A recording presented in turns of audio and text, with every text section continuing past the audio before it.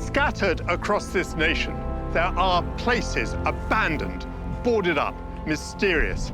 I will unlock their doors and make them yield their secrets. From a people's palace of dreams that brought glamour and hope, to a military hospital that was the birthplace of plastic surgery. That's a magnificent piece of work. It is a lovely thing.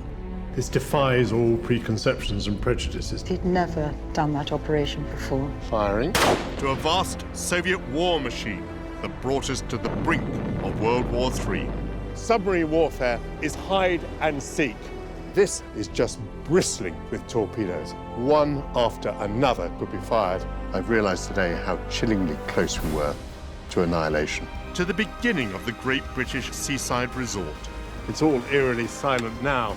How extensive is the sewer system here in Brighton? About 44 miles. This will be my hidden history of Britain.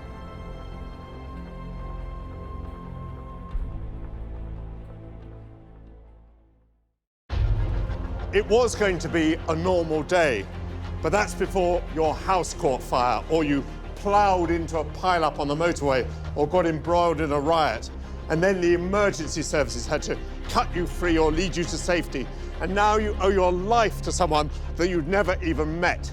This is the story of the extraordinary people who stand between us and chaos. I can always remember the screams and the harrowing noises. Between life and death. That little girl had been murdered by Myra Hindley. A breed apart. I can tell you every death of me too.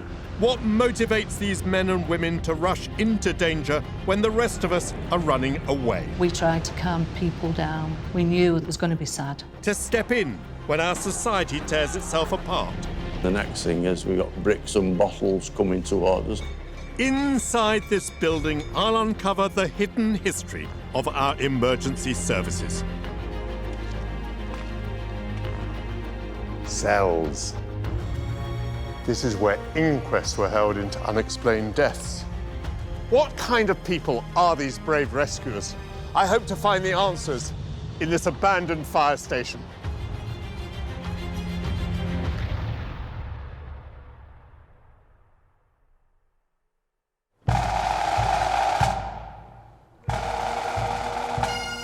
This is London Road Fire Station in central Manchester. For over 80 years, this citadel and its family of emergency workers stood guard over the city day and night. These are some of the men and women who served here.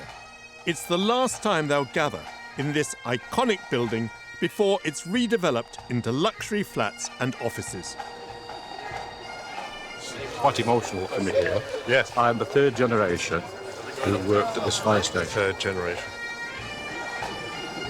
Every Saturday, the lads on duty would scrub all the yard, all the balconies, everywhere, up and down. It was scrubbed and then jet with the hose pipe, and it was, you could eat your dinner off the balconies. The stories of generations who dedicated themselves to public service can be found under this roof. This place never rested. Fire engines are coming in and out all night.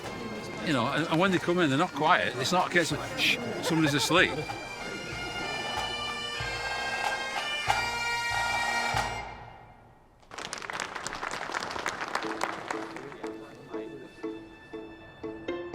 Decommissioned in 1986, this fire station has been abandoned for 30 years. The first responders who worked here have said goodbye to London Road for the last time. Now the party's over, my search to unwrap their story can begin. What can this building tell me about the hidden history of Britain's emergency services? Now, what strikes me about the interior straight away is the size of it. I mean, it seems to occupy about half a city block. Here, these openings, I suppose, are where the fire tenders were kept. And here, a massive tower with, I don't know, eagles or mythical birds at the top.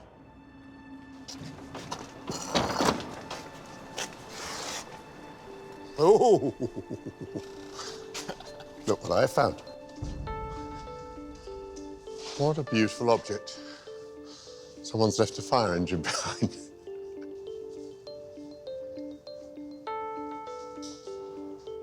Oh, so the firemen travelled inside with just this curtain and this just a crude tailgate, keeping them in place.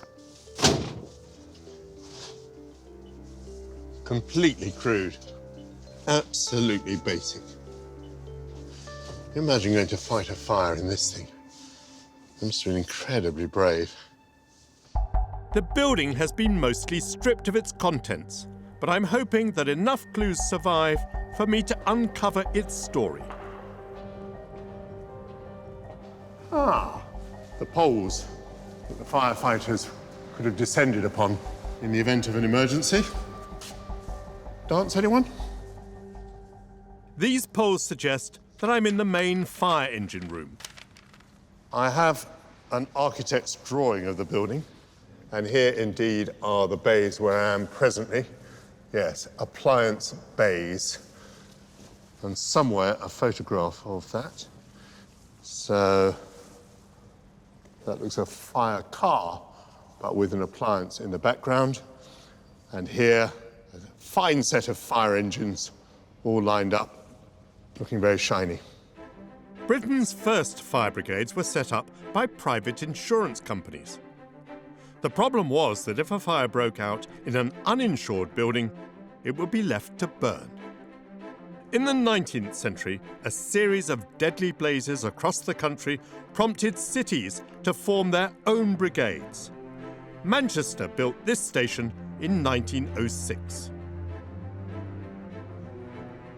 Now, here, we are lucky that decay has revealed the original tiles. They're very, very beautiful. Even the pillars have aspirations to be classical. These days, a fire station would occupy just one building, not an entire block. Why was this one built on such a vast scale? Well, I never. Look at this. An enormous double-height room, not what you expect to find in a fire station. It's kind of like a ballroom. Huh. Ah. Gymnasium and hall. This was the gym. This is where the firemen kept fit. But everything was done on such a scale, wasn't it? London Road wasn't built just to be practical. It was clearly designed to be beautiful. I wonder why.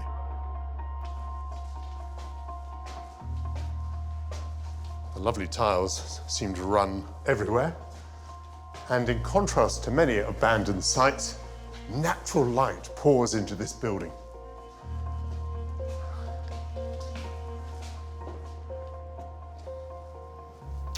Ah, complete with fireplace. Somebody lived here.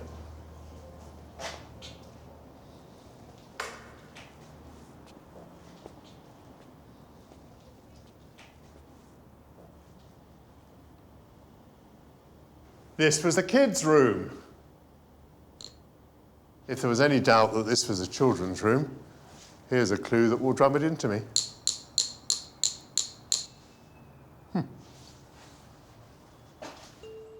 It makes sense that firefighters should live close to the station that they serve. But to find that they lived on site with their families is a surprise. When I think of a fire station, I imagine drama and danger. It's not a place where I would expect to see children. Some of the things are sort of absolutely terrible.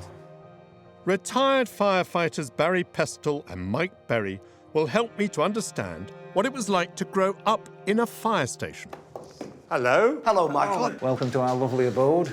Your lovely abode. If I'd known you were coming, we would have decorated a bit more. Mike used to live here first. I was born here, not actually in the flat, but I was born at that time. I spent the first 11 years of my life here. How extraordinary. What was it like living above a fire station? Oh, it's fantastic, because my dad was a fireman, obviously, otherwise you wouldn't have lived here, but... You had to be part of a firefighting family to have a flat. Yes.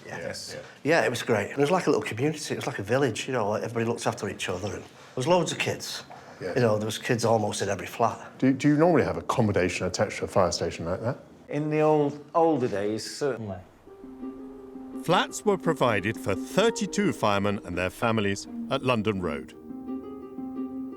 These unusual apartments were fitted with bells and sliding poles for quick response. During the last century, most British fire stations had residential quarters like these, so that firemen could be on alert around the clock to react to emergencies.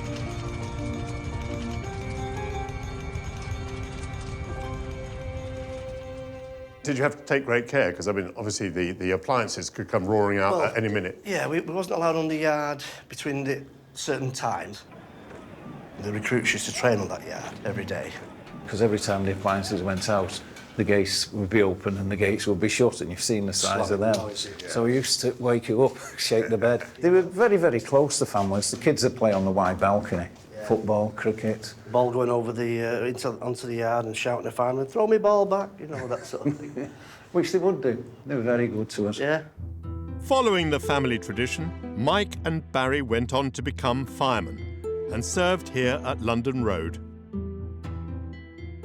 Do you remember moments of a great danger or even of tragedy? When you've had a child fatality, that's the worst ones, because you don't get over them for a while. Because you just relate it to your own kids, and then, you know. I can tell you every death I've been to and every death I've investigated. Remember it so clearly.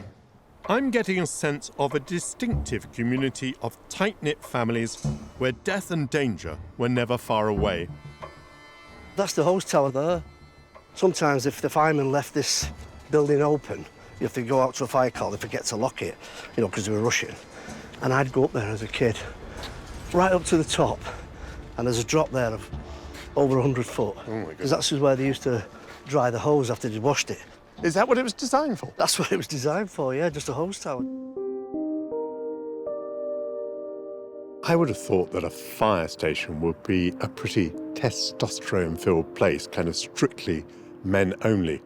So it's a pleasant surprise to find that this courtyard and this balcony turned out to be an ideal adventure playground for kids. I've discovered how London Road was home to a remarkable fellowship dedicated to saving lives. Its scale makes sense now that I know that this place housed entire families. But how would this community hold up when its city was engulfed in disaster on an overwhelming scale? These two firemen were killed holding this. That was pretty well all that was found. London Road in Manchester was the hidden home of heroes who shielded the rest of us from death and disaster. The firemen and their families who lived here were special people. What clues can this extraordinary fire station reveal to help me uncover their story? If I drew you my impression of a fire station, it would be like a large double garage with a tower on the side for the firefighters to train. I wouldn't show you terracotta tiles, pillars, carved grotesque animal heads like gargoyles, and semi-naked human figures. Of course, Manchester became, during the 19th century, one of the great manufacturing hubs dominating the world with its exports of cotton from its mills. And I suppose at the beginning of the 20th century, even the fire station had to reflect in its grandeur the pride of the city. But Manchester's industrial success brought danger. When the Second World War broke out, its factories became a prime target for German bombers. Night after night, the people of London Road were called upon to save the city from fires started by Luftwaffe bombs. Incendiary bomb raids, buildings set on fire, just complete pandemonium, really. Bob Bonner joined the London Road Brigade when he was just 16. His father, Robert, was a fireman during the war. Bob and his team have brought along a World War II engine to help me to understand the challenges his father faced. What a beautiful engine. Tell me about that. Delivered here in 1940, just before the Blitz. had a real baptism of fire, and then spent the rest of its career at this fire station. So And it has both a pump and a ladder, right? it has a pump on what we call the wheeled escape ladder, so the whole ladder comes off and it's on wheels, and these are the original rescue ladders that go back to the Victorian times. Which uniform is this? What vintage? Well, this lasted over 100 years, this uniform. It was introduced by the Victorians and used well into the 1960s. Well, it's a great honour to be able to wear this even for a few moments. The fabric of this uniform offers barely any fire protection. And we'll need a belt with your axe on. Pull that round tight, Michael, or I'll give you a lift. Okay. One more thing, and then you will look like a fireman. Thank you. Shall we mount, as we say? Let's Shall we mount.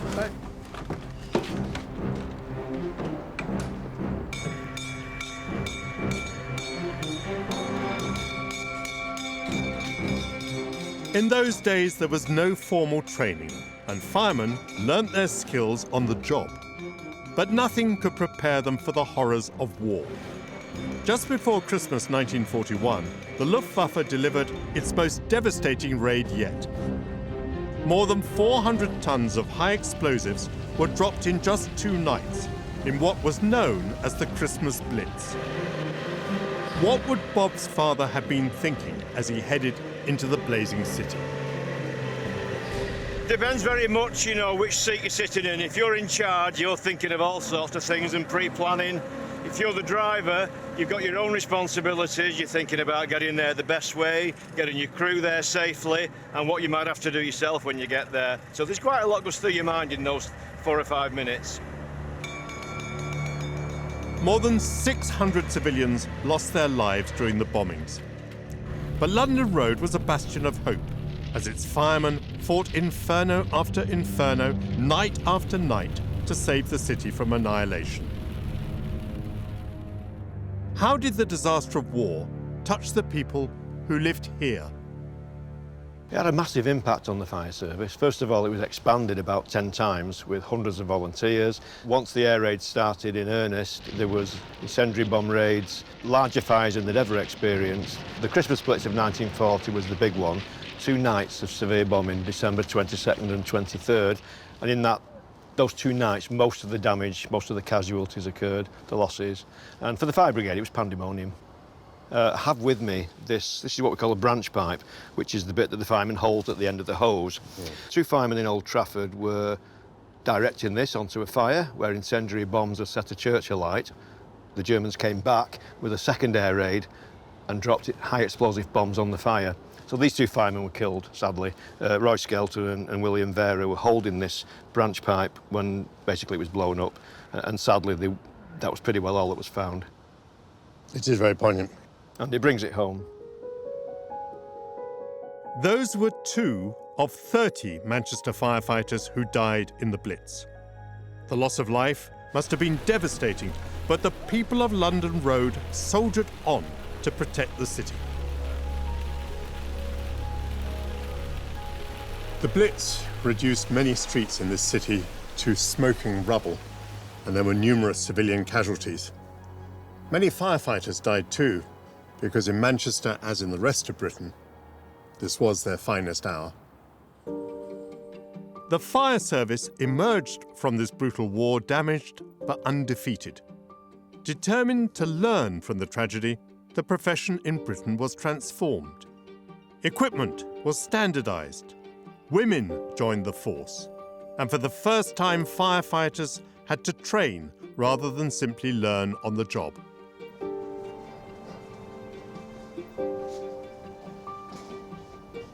These are very small rooms. I mean, this is more or less like a cell.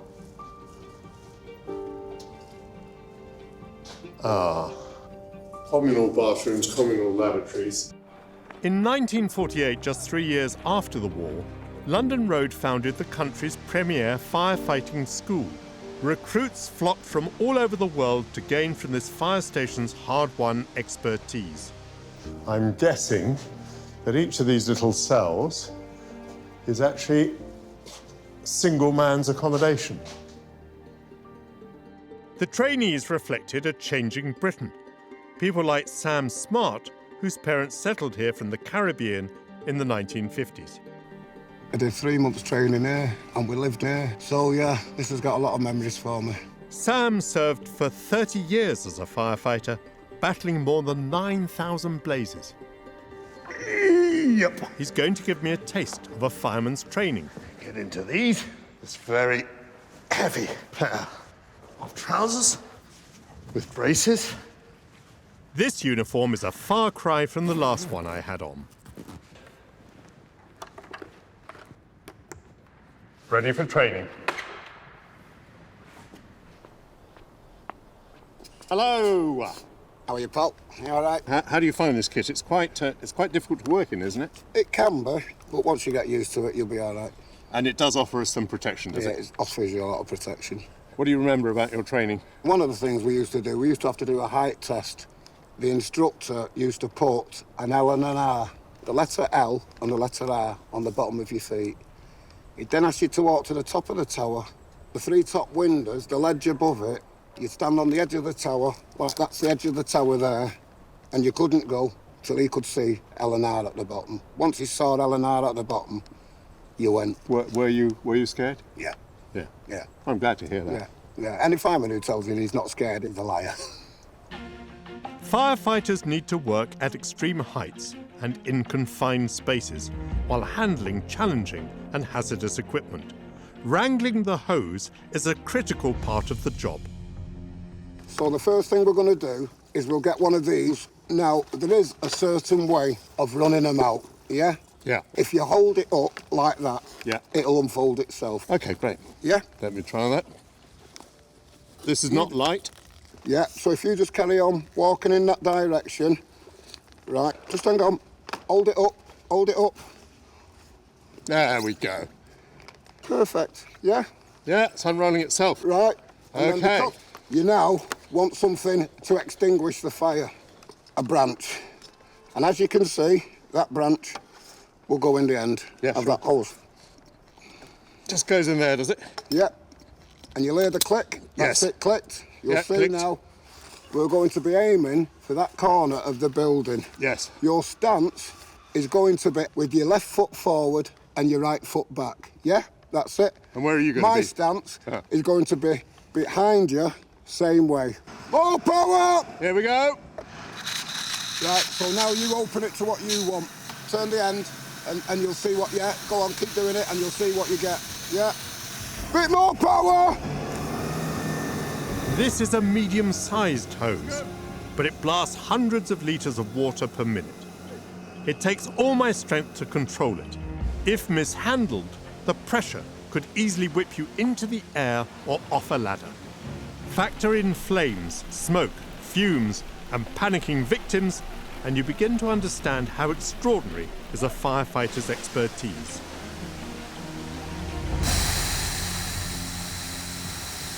Even without the fire, that was pretty exhilarating. Wow, the force of the jet, enormous. It's not just about individual ability. Each person must synchronize with the team in the face of danger. During that workout with a fire hose, although there was no danger because there was no fire, I was very aware of how dependent I was on the other firefighter, which I suppose accounts for the extraordinary sense of comradeship that there is between them all.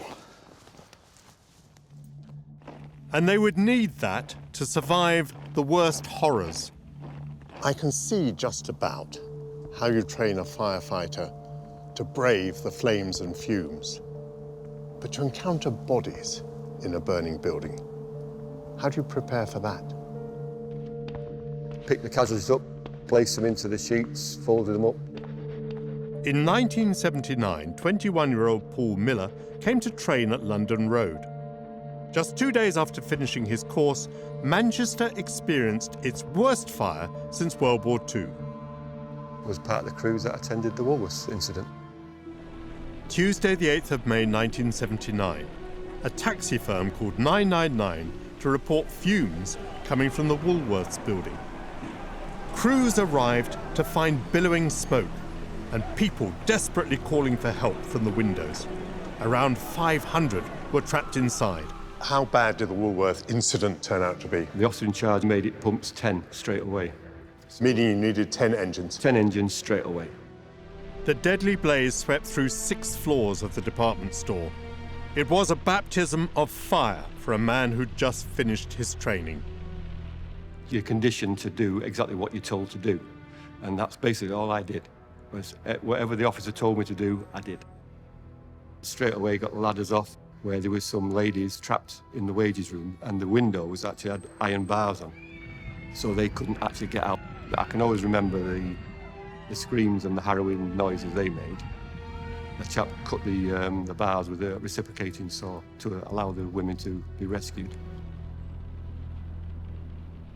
How many people perished in that fire? 10.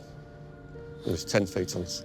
We had to go up into the smoke, take one of the casualties, place them in the salvage sheet, and bring them down to ground floor level. Had you seen a corpse in your life before? No, it was a bit overwhelming at first, obviously, to see that many casualties. And the conditions you've described, flames, smoke?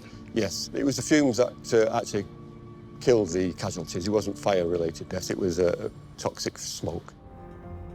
Forged in fire and tested by disaster, Paul and his colleagues saved countless lives. How did London Road firefighters cope, knowing they could face death each time they answered a call? They used to come back and they used to be so distressed. We were their counsellors. I've come to London Road Fire Station in central Manchester to uncover hidden stories of Britain's first responders. In this building there was forged a culture of bravery and selflessness as its rescuers battled through the 20th century's most terrible events. But how did this community cope with the ever-present threat of death?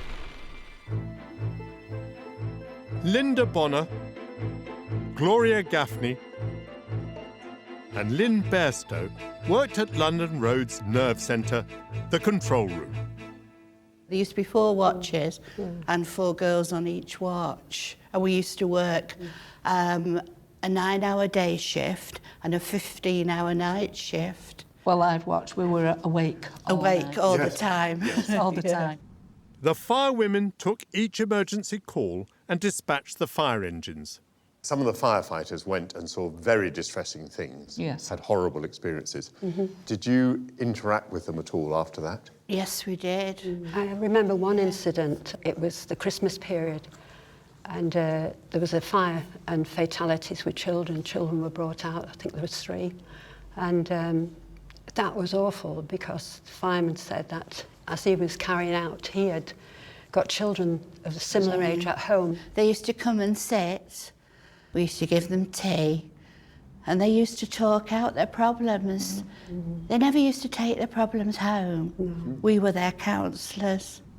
As well as providing vital psychological support, these women masterminded operations. You always had to get the address, the number, the nearest main road and the locality. And they would say, I don't know. The only other thing we could say, where is the nearest public house? Yes, do you remember? we used to go by public house. Yeah, because there are a lot, and There's a lot, and everyone knows where they are. Yes.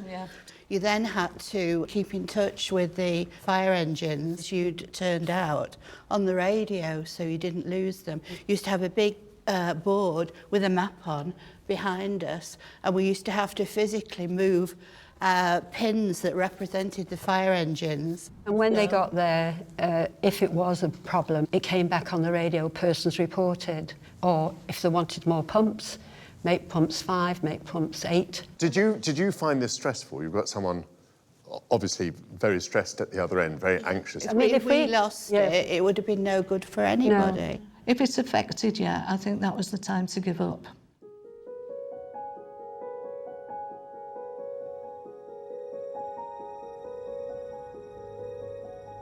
What I took from meeting the control room firewomen is that they were treated as absolute equals, key colleagues, and for the firefighters, kindred spirits, upon whom they could unburden themselves of all that they had seen and endured. London Road was both a fire station and a community. Within this building, there grew structures that provided emotional support for everyone who lived and worked here.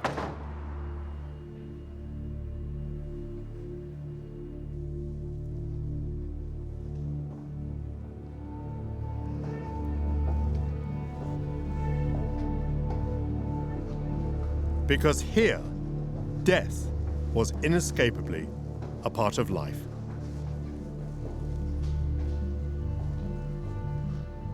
A waiting room,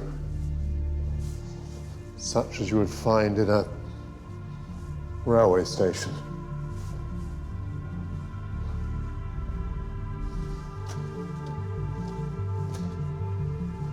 Ha! Not a railway station, but a courtroom. What a beautiful room. Carved oak panelling everywhere. Period lighting, stained glass windows.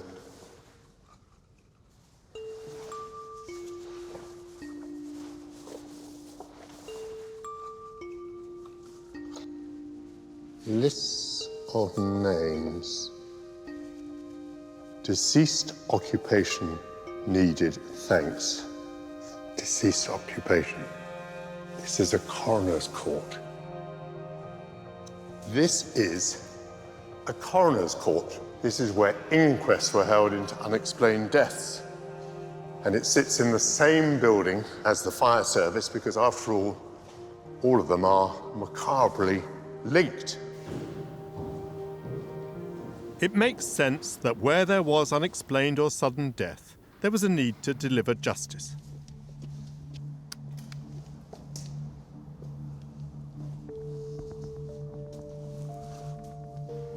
Aha! A rather grand double-doored entrance and a beautifully tiled lobby. This is obviously intended for the public, with beautiful grille. So this part of the building is something quite separate.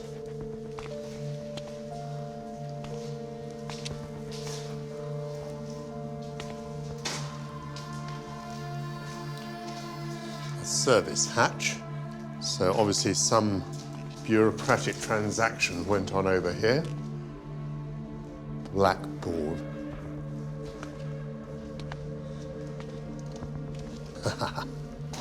Cells with benches and lavatories. This is a police station.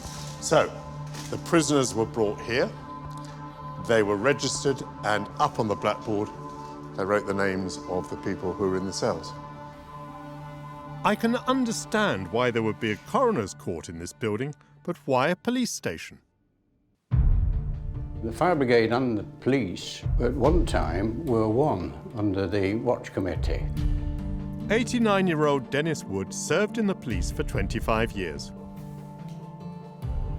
What was your relationship with the fire station? Did you have much of a relationship? We'd associate often in fires which were fatal fires. What's your memory of this place? It was a very busy station. People were being arrested and brought in and charged, invariably put into one of these little places. Fires were not the only horrors faced by police officers at London Road. What experiences stand out in your career? I think that stands out in my mind. I was told to go around to a house and where there was a little girl missing from home, and her mother was distraught, and that little girl had been taken from a fairground and murdered later on by Myra Hindley and Brady.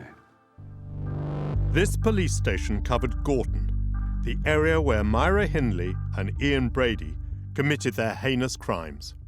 Sometime later, one of my policemen said, well, I've been going out with her, he said, but just trying to sell my old van to her. The van which she bought, we know she used in the horrible things that she took part in. In their struggle to protect us, the emergency services of London Road faced terrors that most of us could never imagine.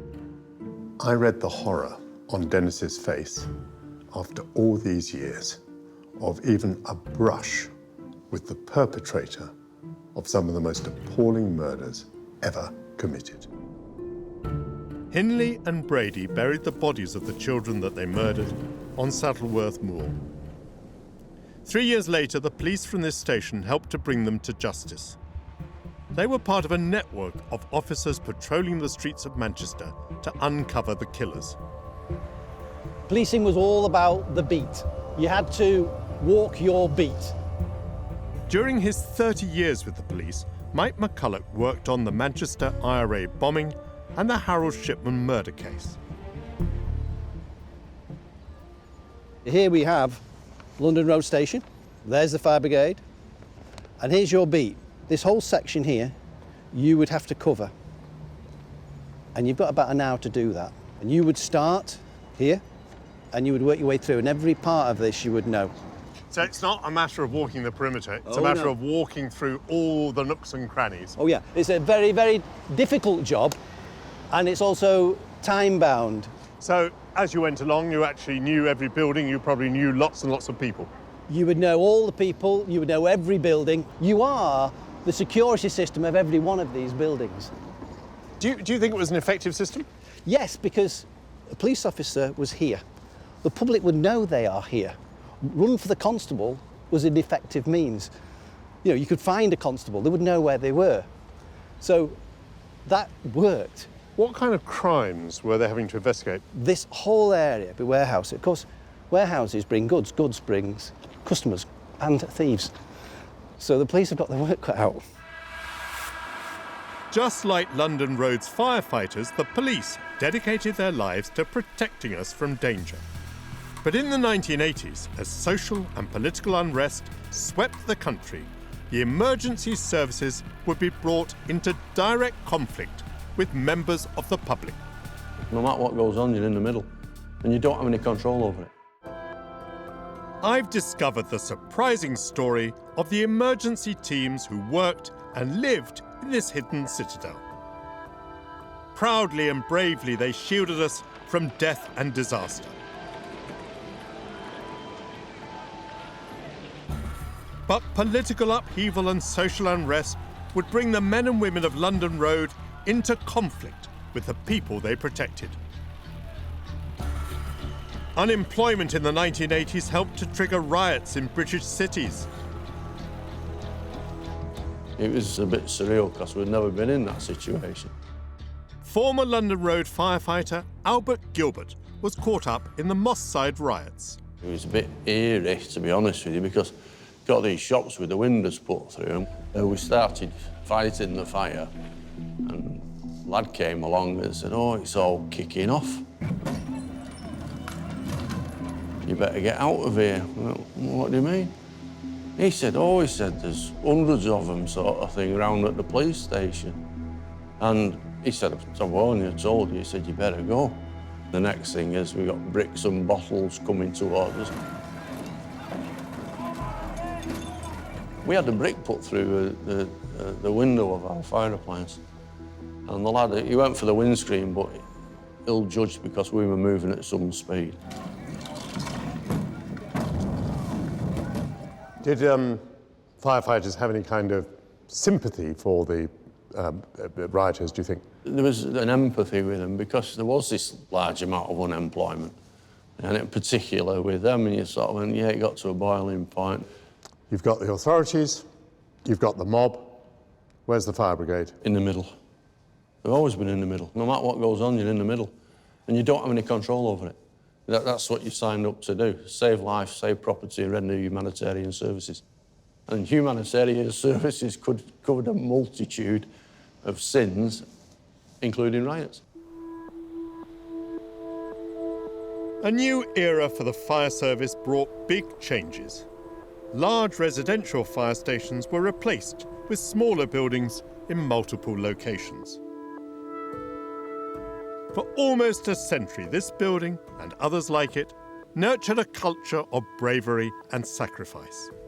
In 1986, it closed its doors for the last time.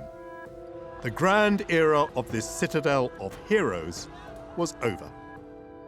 London Road stood forgotten for nearly 30 years, until developers Allied London bought the site in 2015. Their plan is to convert it into a combination of hotels, apartments and offices. Rochelle Silverstein is their associate director.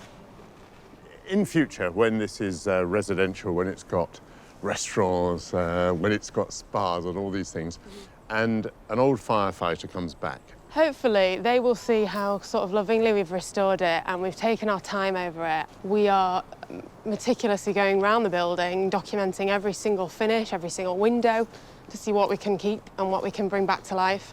We've taken lots of histories from people that lived here, and we want to document that in one place if we can. The men and women of London Road left behind hidden traces of the lives lived here. A team of artists and researchers is saving them for posterity. By preserving remnants of historic wallpaper, building a virtual reality experience of the station, creating portraits on antique surfaces, and overlaying archive on modern-day photographs, these artists will help to keep the story of this building alive.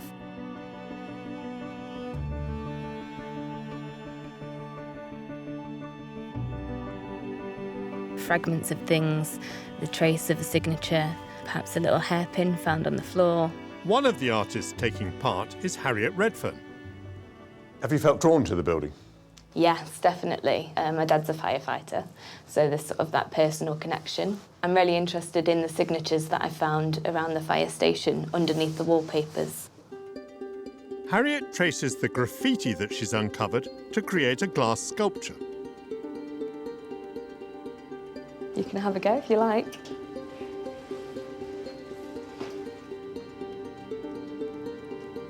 Now, I'm rather getting into this.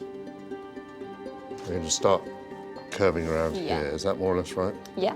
So it's just sort of getting a feel for the material, the wire, and how you would use the tools with that as well. Yeah, so you're pretty close. I'm not going to claim that's brilliant, but it's pretty close, though. It's getting there. Yeah. I can see how you do it. I can't emulate how you do it, but I can see how you do it. Why is this building so special, then? I think because through this building we can sort of access stories about community, and I feel that community is really important, and it's perhaps something that we are maybe losing in contemporary society. These remnants of the lives lived here will help a new generation to understand the extraordinary legacy of this place. And the hundreds of men and women who lived and worked here will never forget London Road. I did 3 months training here and we lived up there. So yeah, this has got a lot of memories for me. It was great. It was like a little community. It was like a village, you know, like everybody looked after each other. Policing was all about the beat. You had to walk your beat. They used to talk out their problems. We were their counsellors. I have uncovered a citadel, a walled town within the city, secret from the world. There's a courthouse and a police station. But for firefighters, this was not only their workstation, but where they brought up their kids and drank and danced and played. Between their hair-raising missions, the blazes and the rescues, they laughed together, building up the comradeship needed for the next call-out. The plan is to convert it into a hotel and flats, but it will forever be a monument to a community, a family founded on mutual trust and courage.